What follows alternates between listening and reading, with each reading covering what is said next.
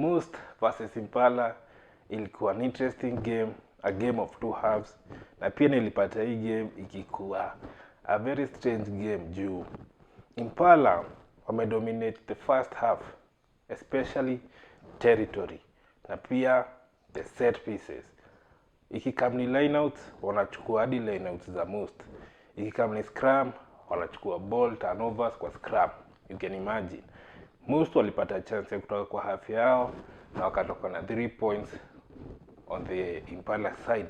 But then immediately Impala wakatake back the control, wakascore under the post, wakaendelea na hiyo dominance. But towards the end of the first half, Most wakachangamka, they scored a try, then wakaenda half time kurudi, wakachukua mali waliachia, wakatinga an early try, and I was thinking that Impala wata bounce back, they still have it in their game, but vile game iliendelea, Impala walikuwa clueless, hawakuwa wanajua how to utilize hii dominance wako nayo, na hiyo ndio kitu nasema I found ilikuwa strange, in that Impala wana dominate set pieces, but still somehow they were on the receiving end of what Most is dishing out. Na mimi in my opinion naonanga ukidominate set pieces utadominate hii game. Somehow Impala hawakuwa wanajua vile watatumia hii ability, hii superpower kudominate hii game na kuwasaidia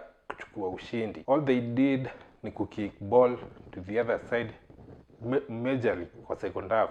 Walikuwa na kick ball, Most wanachukua, wana run ball. Juu ukiangalia, Most walikuwa na avoid set pieces.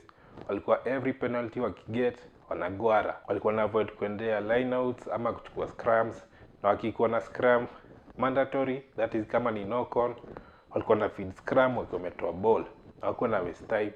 Wao walikuwa na enjoy kucheza kwa open play, of which ilikuwa wa equalize, ina level out. Na wapatia props juu kwa hii open play, as much as walikuwa almost equally matched, but walikuwa na rush into the defense Impala, na ilifunguka enough times, just enough times to get enough points for them to win this game. Na napatia coach wao props juu aliangalia hii game akajua hii game hatutaishindia kwa set pieces. The best way to do it, we just pass the ball, run the ball, and wali come up na the best master plan ya kushinda hii game, and that is what won it for them. Hiyo ndio kitu nimeona ikiwa strange. Impala, they had enough to win this game, but somehow wali disappear in the second half, na wakaachilia hii game Masinde, they won it fair and square.